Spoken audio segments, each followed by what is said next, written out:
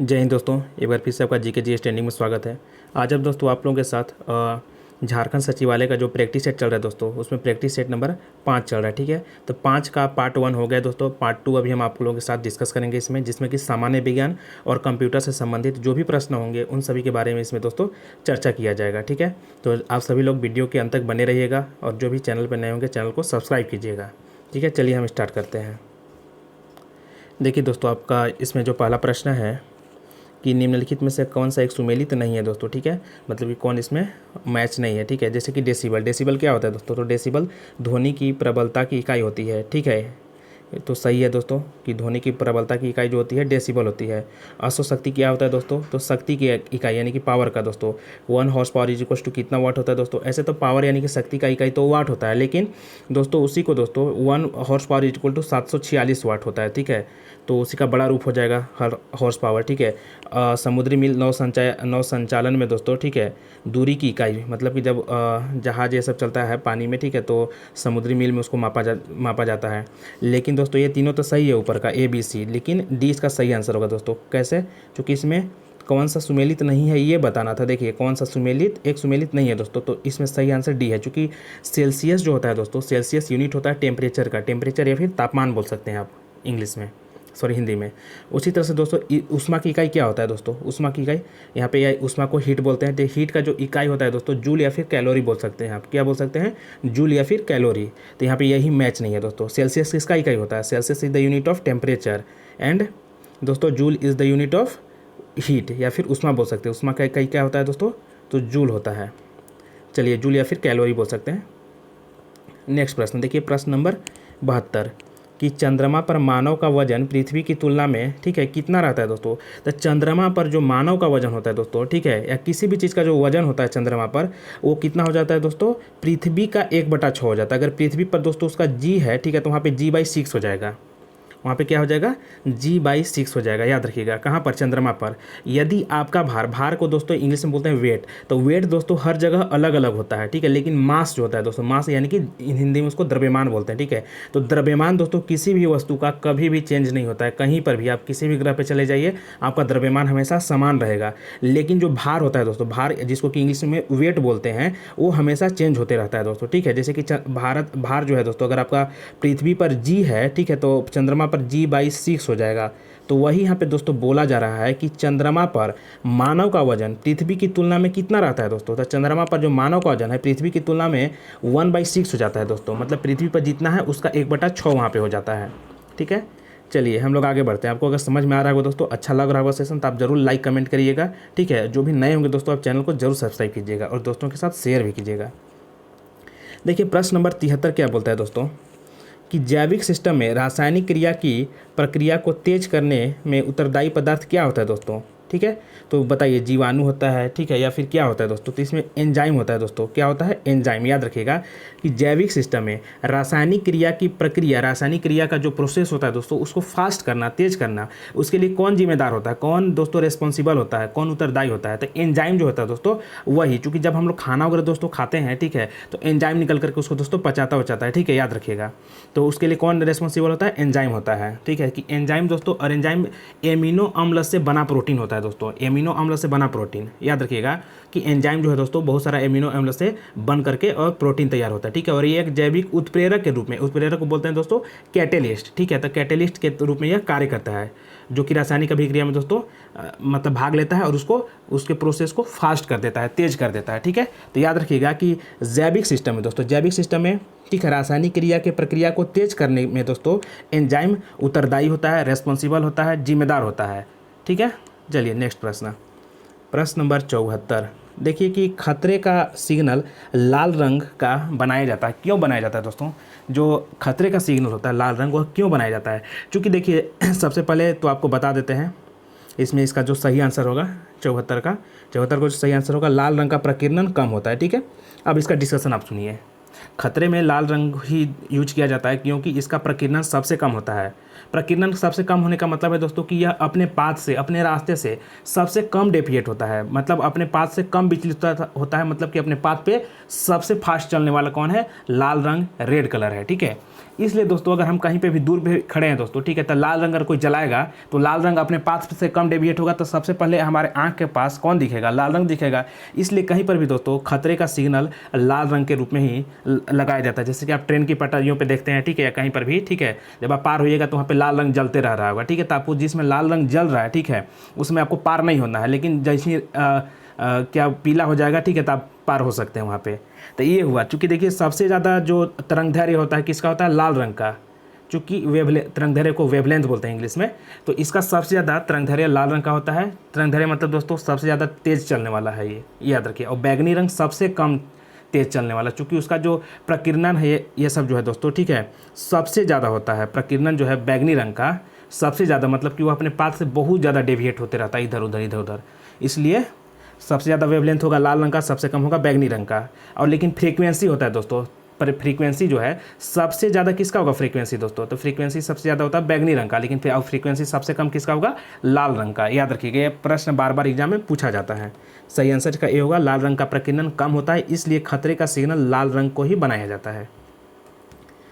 प्रश्न नंबर 75 देखिए कि एक सुरंग में 100 वाट क्षमता वाले 5 बल्ब लगातार 20 घंटे तक जलाए जाते हैं। जी हाँ दोस्तों, एक सुरंग है या कुछ भी मानिए ना, एक रूम ही है, ठीक है, उसमें 100 वाट का जो क्षमता का बॉल है, मतलब कि 100 वाट वाला जो पहले पीला वाला बॉल आता था दोस्तों, ठीक है, वही वाला वहाँ पे लगा दिया गया। कितना बल्ब है दोस्तों, तो क्षमता वाले 5 बल्ब लगातार, 5 बल्ब लगाए गए हैं वहाँ पे, और उसको 20 घंटा तक पाँचों बल्ब को जलाया जाता है। तो संपूर्ण विद्युत खर्च कितना होगा, यही पूछ रहा है ना दोस्तों कि संपूर्ण विद्युत खर्च कितना होगा।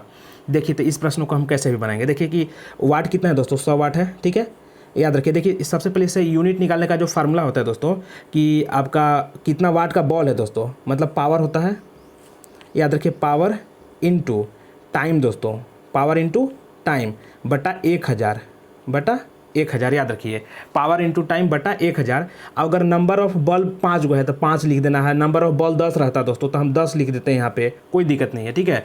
तो देखिए आपको फिर यहाँ पावर कितना है दोस्तों, तो पावर 100 वाट का बल्ब है, 100 वाट का बल्ब है दोस्तों, कितना घंटा जलाया जाता है, तो 20 घंटा जलाया जाता है, बटा 1000 यहाँ पे कर दीजिए। अब गुना 5, चूँकि 5 बॉल है ना मेरे दोस्त, 5 बॉल है इसलिए यहाँ पे 5 हम किए हैं, ठीक है। अब देखिए 1 0 2 0 3 0, 1 0 2 0 और एक यहाँ पे 3 0, अब 2 5 10 करिएगा दोस्तों, तो इसका सही आंसर क्या होगा, 10 यूनिट।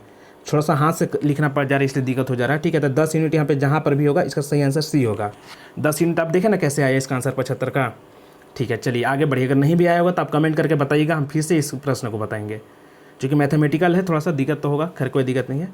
चलिए प्रश्न नंबर 76 देखिए दोस्तों कि सूची 1 को सूची 2 से सुमेलित कीजिए तथा सूचियों के नीचे दिए गए कूट की मदद से सही उत्तर का चयन कीजिए। देखिए दोस्तों, पिनाका, ये सभी जो आपको दिख रहे होंगे दोस्तों, पिनाका है, निशांत है, पृथ्वी है दोस्तों, ये सभी मिसाइल हैं, याद रखिए ये सभी क्या हैं, मिसाइल हैं। थोड़ा सा ऊपर हम कर लेते हैं इसको ताकि एक बार में आपको सब कुछ दिख पाए। जैसे पिनाका है, निशांत है, ठीक है, पृथ्वी है, त्रिशूल है, ये सब मिसाइल है। देखिए कि पिनाका जो है दोस्तों, पिनाका क्या बोल रहा है, सूची को सूची 2 से सुमेलित करना है और नीचे दे मतलब वही करना, ठीक है। जैसे पिनाका क्या है दोस्तों, पिनाका के बारे में देखिए, पिनाका जो है ना दोस्तों बहु प्रणाली रॉकेट प्रणाली है, बहु प्रणाली रॉकेट, मतलब कि दोस्तों यह इससे बहुत सारा दोस्तों एक बार में रॉकेट छोड़ा जा सकता है पिनाका से, ये हुआ, ठीक है। निशांत क्या है, जी हाँ दोस्तों, ये जो आपका निशांत है, ये निशांत क्या है ये आपको बताना है। तो निशांत जो है दोस्तों, ठीक है, कि युद्ध के क्षेत्र में निरीक्षण हेतु दूरस्थ चालित यान है दोस्तों, ये सब जो है DRDO के द्वारा बनाया गया है।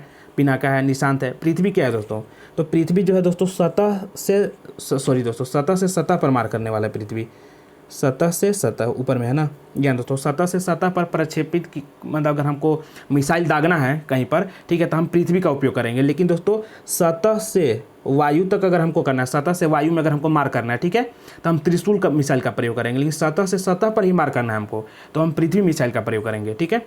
तो यही है। और पिनाका तो देख ली दोस्तों, पिनाका कि ठीक है बहु प्रणाली रॉकेट प्रणाली हो जाएगा। निशांत क्या है दोस्तों, युद्ध के क्षेत्र में निरीक्षण के लिए, ठीक है। तो ये हुआ सब कुछ। चलिए प्रश्न नंबर 77 देखिए, प्रश्न नंबर 77 की रेडियो एक्टिविटी किससे मापी जाती है। जी हाँ दोस्तों, रेडियो एक्टिविटी जो है दोस्तों, ठीक है, गाइगर काउंटर से दोस्तों, इससे मापी जाती है। किससे, गाइगर काउंटर से, ठीक है, याद रखिएगा। चलिए नेक्स्ट प्रश्न, प्रश्न नंबर 78 कि प्रदीप्ति नली में सर्वाधिक सामान्यतः प्रयोग होने वाली वस्तु कौन सा है दोस्तों। तो सामान्यतः जो वस्तु प्रयोग होती है दोस्तों पारा वाष्प तथा आर्गन होता है। ठीक है, क्या होता है, पारा वाष्प तथा आर्गन प्रयोग किया जाता है। कहाँ पे, प्रदीप्ति नली में सबसे ज़्यादा सामान्यतः तौर पे पारा वाष्प तथा आर्गन का प्रयोग किया जाता है। देखिए प्रश्न नंबर 79 कि स्टेनलेस स्टील का मिश्र धातु, स्टेनलेस स्टील किसका मिश्र धातु है दोस्तों, होता है दोस्तों। ठीक है, तो स्टेनलेस स्टील जो होता है दोस्तों उसमें लोहा होता है, सभी को पता है लोहा होता है, क्रोमियम होता है दोस्तों, लोहा तो सबसे ज़्यादा होता है दोस्तों उसमें। ठीक है, क्रोमियम होता है लगभग 8-10%, मैंगनीज होता है दोस्तों, कार्बन बहुत कम होता है दोस्तों, लगभग 0.25 के आसपास कुछ होता है। ठीक है, कार्बन कम मात्रा में होता है। तो लोहा होता है दोस्तों, क्रोमियम होता है, मैंगनीज होता है, कार्बन होता है। सही आंसर इसका सी होगा दोस्तों, याद रखिएगा। चलिए आगे बढ़ते हैं प्रश्न नंबर 80 की तरफ। देखिए निम्नलिखित में से कौन सा हास्य गैस के रूप में प्रयुक्त होता है दोस्तों। हास्य गैस जिसको कि हम लोग बोलते हैं लाफिंग गैस भी दोस्तों, लाफिंग गैस भी उसको बोला जाता है, जिसको बोलते हैं हम लोग नाइट्रस ऑक्साइड दोस्तों। क्या उसको बोलते हैं हम लोग, नाइट्रस ऑक्साइड। ठीक है, इसको हास्य गैस के रूप में जाना जाता है। और दोस्तों अगर कहीं पर भी अगर आप सपोज दुकान में मांगने जाइएगा या फिर कहीं पर जहाँ पर यह मिलता है दोस्तों, या फिर हॉस्पिटल वगैरह में इसको निश्चेतक के रूप में जाना जाता है। याद रखिए हॉस्पिटल जैसे में इसको निश्चेतक के रूप में जाना जाता है। ऐसे तो हम लोग बोल देते हैं दोस्तों, ऐसे ही पढ़ाई लिखाई करते हैं इसलिए बोल देते हैं कि नाइट्रस ऑक्साइड है, लेकिन दोस्तों हर जगह इसको वो चीज़ नहीं बोला जाता है, वहाँ पे इसका जनरल नाम होता है निश्चेतक। चलिए प्रश्न नंबर 81 देखिए, प्रश्न नंबर 81 देखिए, सूची को सूची 2 से सुमेलित कीजिए तथा नीचे दिए गए कूट का प्रयोग करके सही उत्तर का चयन कीजिए। जैसे कि दोस्तों आपको दिख रहा होगा यहाँ पे, देख रहे हैं दोस्तों। देखिए दोस्तों आपको बता दें कि अचार में क्या होता है दोस्तों, तो अचार में होता है आपका एसिटिक एसिड होता है दोस्तों। अचार में क्या होता है, एसिटिक एसिड। खट्टा जो दूध हो जाता है दोस्तों, ठीक है, उसमें क्या होता है, लैक्टिक अम्ल। क्या होता है उसमें, लैक्टिक अम्ल। ठीक है, सेब में क्या होता है दोस्तों, तो सेब में होता है मैलिक अम्ल। सेब में क्या होता है दोस्तों, मैलिक अम्ल। ठीक है, और जो आपका सोडा वाटर, देखिए डी में है ना सोडा पेय, यानी कि सोडा वाटर जिसको बोला जाता है, या फिर ठीक है, या फिर जो आप कोल्ड ड्रिंक्स वगैरह पीते हैं उसमें होता है कार्बोनिक अम्ल। आप पूछिएगा कि भाई कार्बोनिक अम्ल कैसे होता है, आप पूछिएगा ना कार्बोनिक अम्ल, क्योंकि आपको पता होगा कि उसमें कार्बन डाइऑक्साइड घुला होता है दोस्तों। और जब कार्बन डाइऑक्साइड दोस्तों जब जल से मिलेगा, ठीक है, तो कार्बोनिक अम्ल ही बनाता है। क्या बनाता है वो, कार्बोनिक अम्ल बनाता है दोस्तों। ठीक है, तो इसी तरह से जो शीतल पेय यानी कि जो कोल्ड ड्रिंक्स ये सब होता है, सोडा वाटर ये सब जो होता है दोस्तों, ठीक है, जैसे आप स्प्राइट कोको कोला ये सब जो भी पीते हैं, तो उसमें दोस्तों कार्बन डाइऑक्साइड मिला होता है, तब है ना हद से बाहर आता है। ठीक है, समझ रहे हैं ना, तो वही होता है दोस्तों। तो शीतल पेय सब में होता है कार्बन डाइऑक्साइड। क्या होता है, कार्बन डाइऑक्साइड। अचार में क्या होता है दोस्तों, एसिटिक एसिड। अचार में क्या होता है दोस्तों, एसिटिक एसिड। खट्टा दूध में क्या होता है दोस्तों, लैक्टिक अम्ल। क्या होता है, लैक्टिक एसिड, लैक्टिक अम्ल। सेब में होता है दोस्तों मैलिक अम्ल। सेब में क्या होता है, मैलिक अम्ल, याद रखिएगा।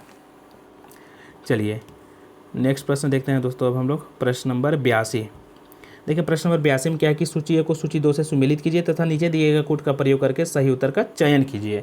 जैसे कि दोस्तों आपका फ्रेयॉन होता है, ठीक है, इसमें फ्रेयॉन किस में होता है बताइए। फ्रेयॉन जो होता है दोस्तों आपका फ्रेयॉन, ठीक है, फ्रेयॉन दोस्तों आपका किस में होना चाहिए, फ्रेयॉन दोस्तों लगभग प्रशीतक में होना चाहिए। ठीक है, किस में, प्रशीतक में। थोड़ा सा बढ़िया से करते हैं इसको।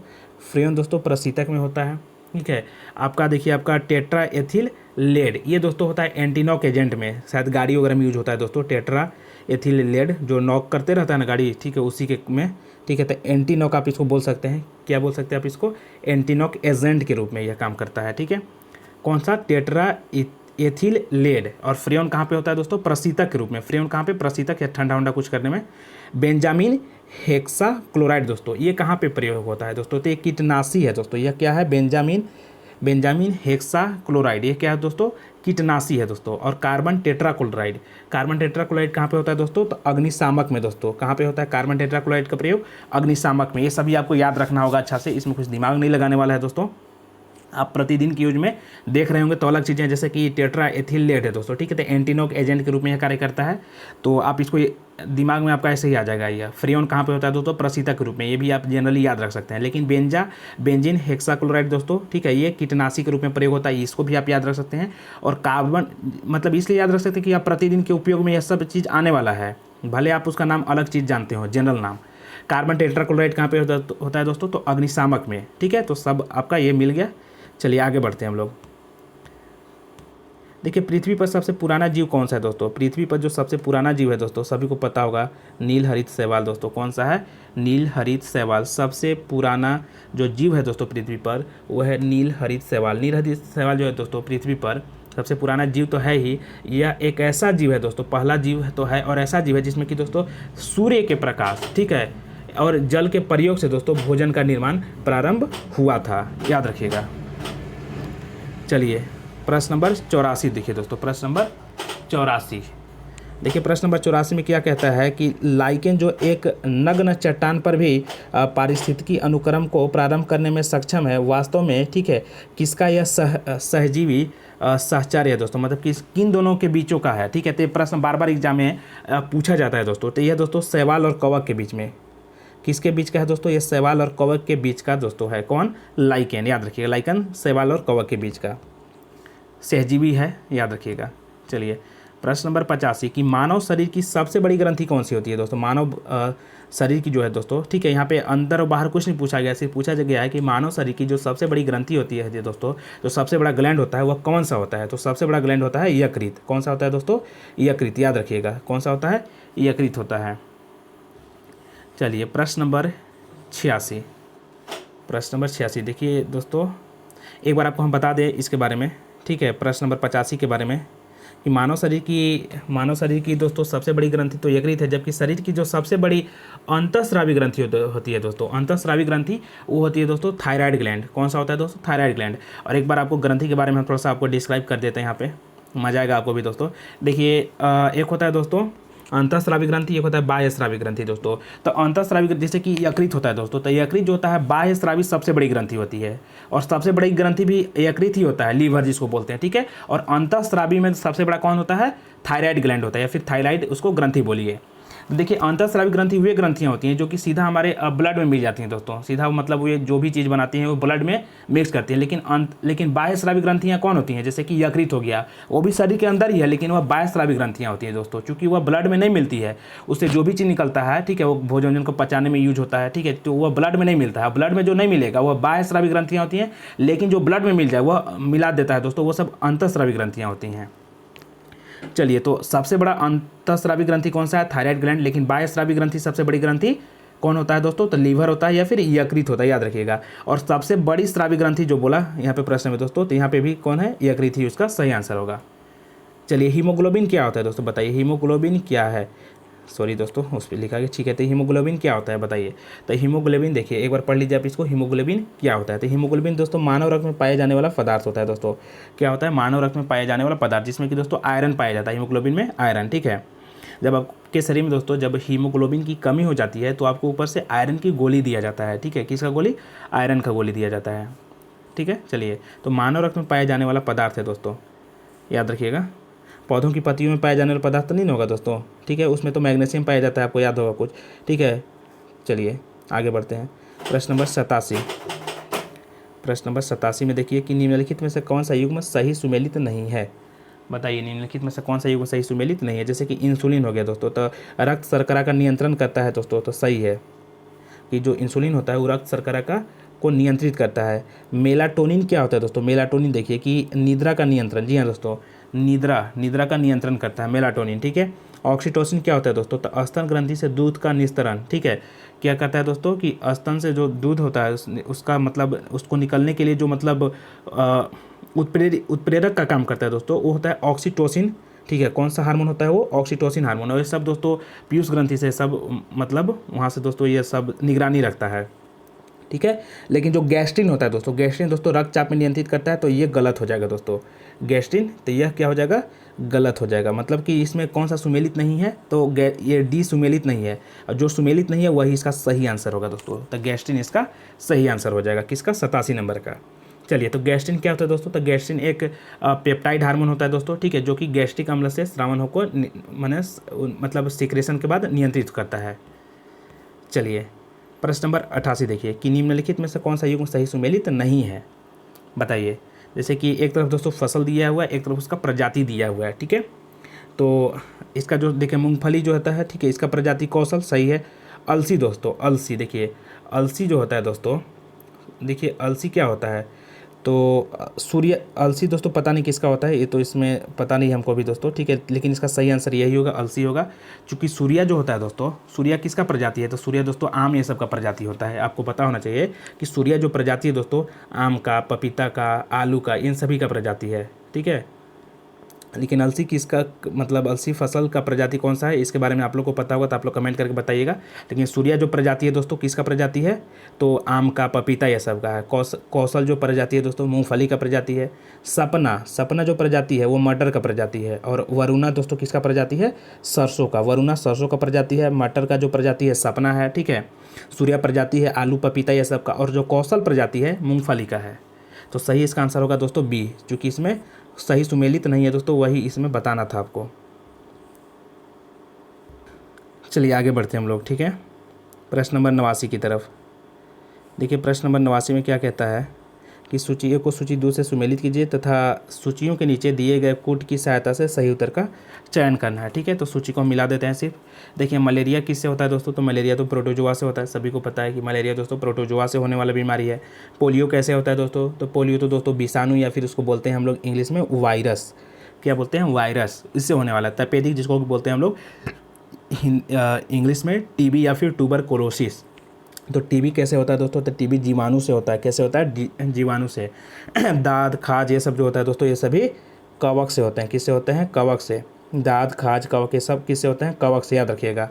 पोलियो दोस्तों विषाणु से। जब आपको पोलियो होता है दोस्तों तो उसमें वायरस अटैक करता है। क्या करता है, वायरस अटैक करता है। तपेदिक में दोस्तों जीवाणु, जीवाणु को बोलते हैं बैक्टीरिया इंग्लिश में, ठीक है। तो ये अटैक करता है। मलेरिया में दोस्तों प्रोटोजोआ अटैक करते हैं, ठीक है, तब हमको होता है। चलिए सबको आप मिला लीजिए बढ़िया से, लिखते रहिएगा भी आप लोग भी दोस्तों, ताकि आपका भी अच्छा से रिवीजन होते रहे। आप एक पेज में लिख लीजिएगा अगर आपको याद ना हो तो। चलिए देखिए निम्नलिखित में से कौन सा युग्म सही सुमेलित नहीं है दोस्तों, ये बताना चाहिए। कि भारतीय दलहन अनुसंधान संस्थान दोस्तों कानपुर में है, तो सही है दोस्तों। जो भारतीय दलहन अनुसंधान संस्थान है उत्तर प्रदेश के कानपुर में स्थित है, याद रखिएगा, उत्तर प्रदेश के कानपुर में। लेकिन दोस्तों भारतीय गन्ना अनुसंधान संस्थान लखनऊ में, ये भी सही है दोस्तों। सबसे ज़्यादा गन्ना दोस्तों यूपी में होता है, ठीक है, वहाँ पे, ठीक है। तो भारतीय गन्ना अनुसंधान संस्थान लखनऊ में स्थित है। भारतीय सब्जी अनुसंधान संस्थान दोस्तों वाराणसी में स्थित है। कहाँ पे है, वाराणसी में। लेकिन केंद्रीय उपोष्ण अनुसंधान संस्थान श्रीनगर में ना होकर के लखनऊ में स्थित है। कहाँ पे है, यह लखनऊ में, याद रखिएगा। और इसकी स्थापना दोस्तों कब किया गया था, तो इसकी स्थापना 1972 में हुआ था। कब हुआ था, 1972 में। जी हाँ दोस्तों, केंद्रीय उपोष्ण उद्यान अनुसंधान संस्थान का जो मुख्यालय है, ठीक है, ये कहाँ पे है, तो ये है दोस्तों आपका, मतलब इसका शोध संस्थान बोलिए आप, कि केंद्रीय उपोष्ण उद्यान अनुसंधान संस्थान, ठीक है। इसका जो शोध संस्थान है दोस्तों लखनऊ में स्थित है। इसका स्थापना 1972 में हुआ था। तो जो सुमेलित नहीं है उसको छांटना था। तो सही सुमेलित कौन सा नहीं है, डी सुमेलित नहीं है, ठीक है। तो इसलिए सही आंसर क्या होगा, इसका डी होगा। चलिए अब देखिए दोस्तों हम लोग प्रश्न नंबर कंप्यूटर ये सब कर लेंगे, कंप्यूटर होगा दोस्तों। चलिए देखिए कंप्यूटर का प्रश्न 30 नंबर प्रश्न से स्टार्ट करेंगे। देखिए 31 नंबर से, ठीक है। चलिए प्रश्न नंबर 31 देखिए अब, कि भारत में निर्मित प्रथम सुपर कंप्यूटर को क्या नाम दिया गया। जी हाँ दोस्तों, भारत में जो पहला सुपर कंप्यूटर निर्मित हुआ था दोस्तों उसका नाम क्या दिया गया था, तो उसका जो नाम दिया गया था दोस्तों परम था। क्या नाम था उसका दोस्तों, परम, याद रखिएगा। भारत में निर्मित प्रथम सुपर कंप्यूटर का नाम परम दिया गया था। और भारत में दोस्तों 1991 ईस्वी में बता दें कि सीडेक द्वारा निर्मित प्रथम सुपर कंप्यूटर परम था। कब हुआ था, किसके द्वारा, सीडेक के द्वारा, ठीक है। सीडेक कंपनी है दोस्तों, उसके द्वारा यह निर्मित किया गया था परम सुपर कंप्यूटर। प्रश्न नंबर 132 देखिए, कि कार में लगा हुआ गति मापक के यंत्र क्या निरूपित करता है। तो कार में जो लगा हुआ होता है गति मापने वाला जो यंत्र, वह क्या मापता है दोस्तों, तो वह मापता है एनालॉग कंप्यूटर। मतलब कि वह दोस्तों जो मापक होता है वो एनालॉग कंप्यूटर होता है दोस्तों। कैसा कंप्यूटर होता है, एनालॉग कंप्यूटर। चलिए नेक्स्ट प्रश्न देखिए, प्रश्न नंबर 133, की कंप्यूटरों में सेंट्रल प्रोसेसिंग यूनिट के अंतर्गत क्या आते हैं, बताइए। कंप्यूटर में सेंट्रल प्रोसेसिंग यूनिट के अंतर्गत क्या आते हैं दोस्तों, तो इसके अंतर्गत जो है, ठीक है, स्टोरेज आता है सेंट्रल प्रोसेसिंग यूनिट के अंतर्गत, ठीक है। सेंट्रल प्रोसेसिंग यूनिट, या उसको बोल दीजिए आप CPU, इसी का फुल फॉर्म होता है दोस्तों सेंट्रल प्रोसेसिंग यूनिट। कंप्यूटरों में सेंट्रल प्रोसेसिंग यूनिट के अंतर्गत आते हैं दोस्तों स्टोर, ठीक है, अर्थमेटिक और लॉजिकल यूनिट, ठीक है, AI और ये सब होता है, ठीक है, और कंट्रोल यूनिट दोस्तों, ये सभी के सभी जो हैं सेंट्रल प्रोसेसिंग यूनिट के अंतर्गत आते हैं। चूँकि सेंट्रल प्रोसेसिंग यूनिट का काम ही होता है दोस्तों दिमाग। तो दिमाग में क्या क्या होता है, हमारे दिमाग में क्या क्या है दोस्तों, ठीक है, सोचने समझने का है, कुछ स्टोर भी करने का होता है दोस्तों। हम लोग स्टोर याद रखते हैं कि नहीं, मेमोरी होता है ना हम लोग के पास दिमाग में। देखिए CPU कंप्यूटर का दिमाग होता है, और दिमाग में दोस्तों स्टोर करने का भी क्षमता होना चाहिए जो हम लोग याद रखते हैं।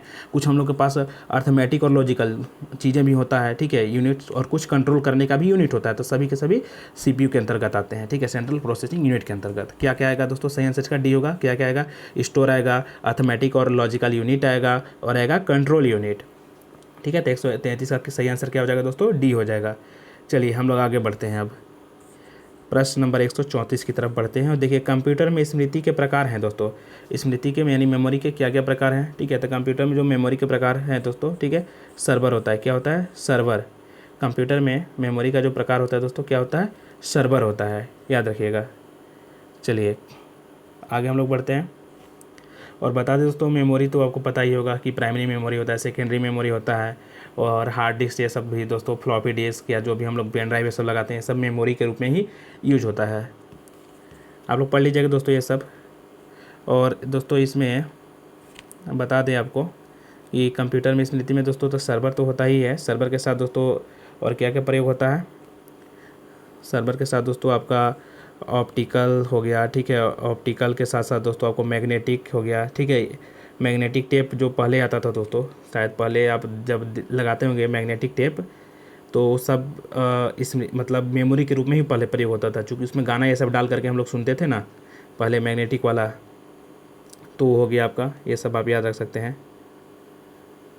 चलिए नेक्स्ट प्रश्न, प्रश्न नंबर 135 देखिए, निम्नलिखित में से कौन सा इनपुट डिवाइस प्रकाश का संवेदन कर सकता है दोस्तों, और इसका उपयोग वीडियो स्क्रीन पर, ठीक है, स्टॉप की इंगित करने के लिए किया जाता है।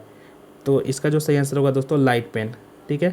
कि लाइट पेन जो होता है दोस्तों एक इनपुट डिवाइस है, ठीक है। वही पूछ रहा है दोस्तों कि कौन सा इनपुट डिवाइस प्रकाश का संवेदन कर सकता है, तो जो लाइट पेन होता है दोस्तों, और इसका उपयोग वीडियो स्क्रीन पर स्पॉट को इंगित करने के लिए किया जाता है, लाइट पेन का। चलिए नेक्स्ट प्रश्न, प्रश्न नंबर 136। ये देखिए कि गायरोस्कोप के सिद्धांत का प्रयोग, ठीक है, गायरोस्कोप के सिद्धांत का प्रयोग खाली स्थान में नहीं किया जाता है दोस्तों। तो इंकजेट जो प्रिंटर होता है दोस्तों, इंकजेट प्रिंटर इसमें नहीं किया जाता है, बाकी सब में किया जाता है। प्रश्न नंबर 137 देखिए कि ओपन, प्रिंट और सेव सभी बटन, ठीक है, खाली स्थान पर स्थित होते हैं दोस्तों। कहाँ पे स्थित होते हैं सभी, तो ये सभी स्टैंडर्ड टूल बार में स्थित होते हैं। कहाँ पे होते हैं, स्टैंडर्ड टूल बार में। प्रश्न नंबर 138 देखिए, प्रश्न नंबर 138 की दिए गए यदि आप लोगों को नियमित रूप से पत्र भेजते हैं तो आप पत्र तैयार करने के लिए किस प्रकार के प्रोग्राम का प्रयोग करेंगे। बताइए कि आप किस प्रकार के प्रोग्राम का प्रयोग करेंगे दोस्तों। तो कोई भी आप सिस्टम सॉफ्टवेयर नहीं लगाइएगा, कोई भी हार्डवेयर नहीं होना चाहिए, ठीक है, कोई भी यूटिलिटी सॉफ्टवेयर नहीं, बल्कि आप एप्लीकेशन सॉफ्टवेयर का प्रयोग कीजिएगा। किसका, एप्लीकेशन सॉफ्टवेयर का। यदि आप लोगों को नियमित रूप से पत्र भेजते हैं तो आप पत्र तैयार करने के लिए एप्लीकेशन सॉफ्टवेयर का प्रयोग करेंगे। सही आंसर इसका डी होगा। प्रश्न नंबर 139 देखिए कि टाइम क्वांटम, या तो टाइम क्वांटम में क्या परिभाषित किया गया है। बताइए टाइम क्वांटम में क्या परिभाषित किया गया है दोस्तों। तो टाइम क्वांटम में जो है, ठीक है, राउंड रॉबिन शेड्यूलिंग, ठीक है, एल्गोरिदम, ठीक है, इसको परिभाषित किया गया है। किसको, तो राउंड रॉबिन शेड्यूलिंग एल्गोरिदम, इसको इसमें परिभाषित किया गया है टाइम क्वांटम में। सही आंसर इसका बी होगा।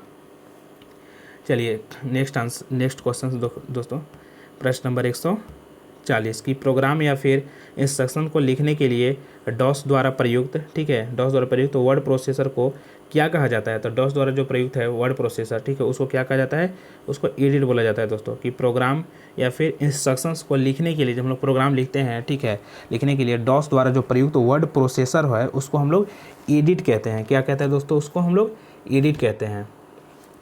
चलिए प्रश्न नंबर 141 कंपाइलर क्या होता है। कंपाइलर क्या होता है दोस्तों, इसको बताना है। तो कंपाइलर जो होता है दोस्तों, कंपाइलर, ठीक है, वो देखिए डी में देखिए स्रोत प्रोग्राम, यानी कि जो सोर्स जो हम लोग प्रोग्राम लिखते हैं, ठीक है, उसको ऑब्जेक्ट कोड में, ठीक है, मतलब ट्रांसलेट करता है दोस्तों। मतलब कि हाई लेवल लैंग्वेज से उसको लो लेवल लैंग्वेज में वह उसको बदलता है। कौन सा, कंपाइलर। कंपाइलर का मतलब होता है कंपाइल करना, ठीक है। तो कंपाइल करने के लिए क्या होता है दोस्तों कि वह जो हाई लेवल लैंग्वेज है, ठीक है, उसको दोस्तों कुछ किसी दूसरे भाषा में बदल देता है, या फिर उसको बोल देते हैं लो लेवल लैंग्वेज में बदलता है। कौन, कंपाइलर। तो इसका सही आंसर डी होगा।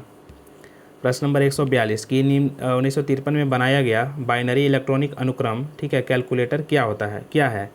तो यह जो है दोस्तों आपका यह इलेक्ट्रॉनिक कंप्यूटर था दोस्तों। क्या था यह? इलेक्ट्रॉनिक कंप्यूटर था। 1953 में बनाया गया बाइनरी इलेक्ट्रॉनिक अनुक्रम, ठीक है, यह इलेक्ट्रॉनिक कंप्यूटर था। चलिए प्रश्न नंबर 143। 143 देखिए, निम्नलिखित में से कौन सा कथन सही है? सही कथन को बताना है, ठीक है।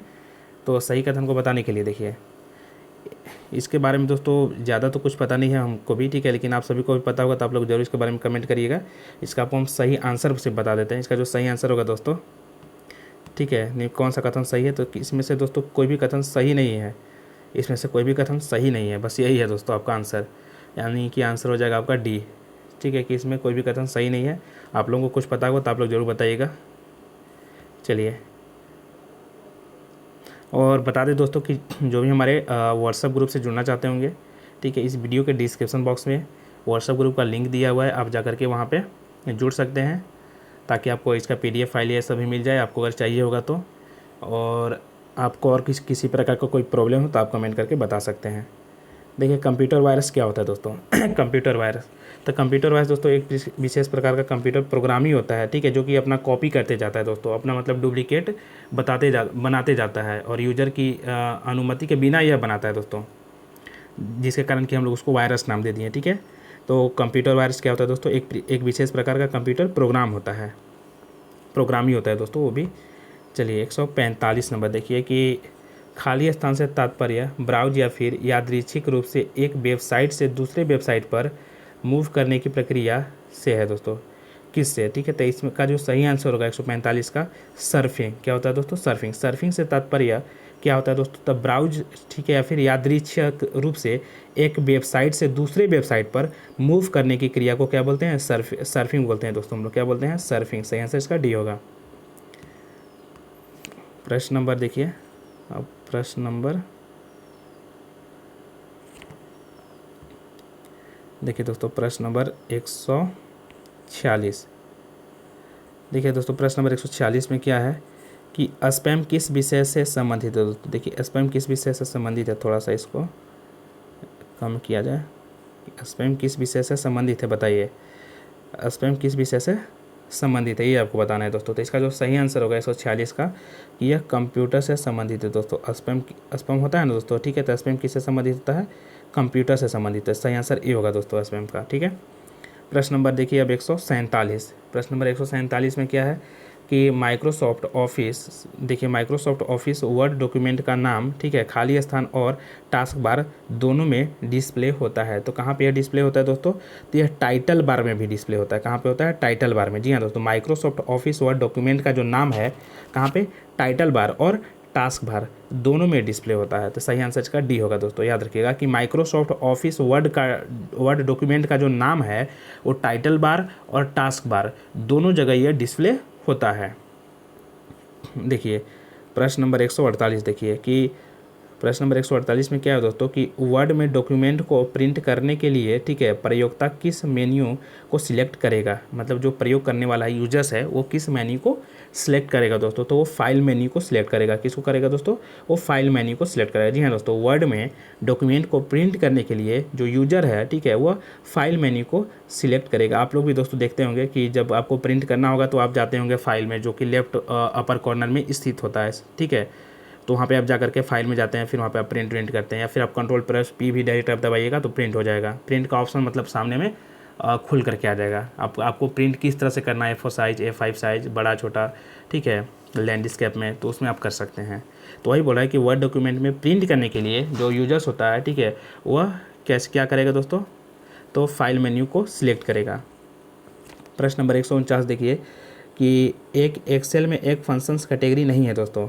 एक एक्सेल में एक फंक्शन कैटेगरी कौन सा नहीं है दोस्तों?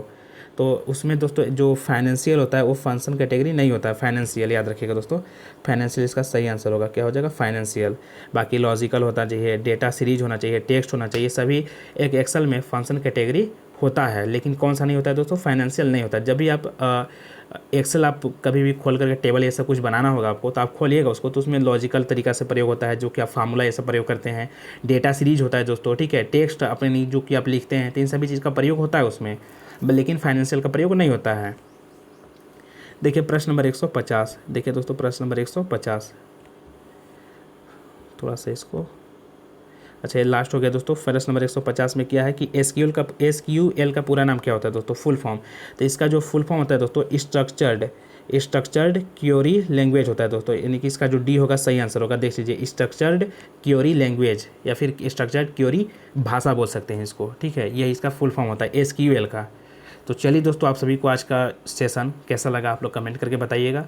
और जो थोड़ा बहुत कहीं पे गलती हुआ होगा दोस्तों, या जो हम नहीं बता पाए, ठीक है, आप लोग उसको कमेंट करके बताइएगा और उसके लिए सॉरी। तब तक के लिए दोस्तों, जय हिंद, जय भारत।